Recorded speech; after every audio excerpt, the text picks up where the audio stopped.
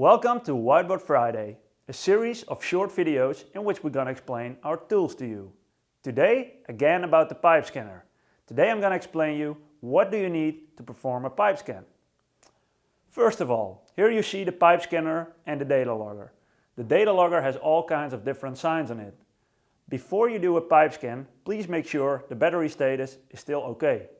And, of course, also check if you got the right color of the pipe scanner, which we explained in the previous video.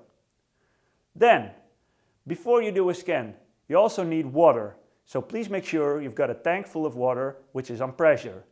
Approximately 20 liters should do it. Then, before you do the pipe scan, please do a circumferential measurement. This can be done by a flexible measurement tape. Then the final step is to clean the pipe wall. To be able to do a good scan, the pipe surface should be smooth and clean.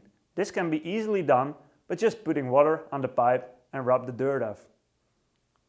So, hopefully you found this Whiteboard Friday very interesting, and please make sure you don't miss the next one because we're going to explain something very interesting. Thank you very much.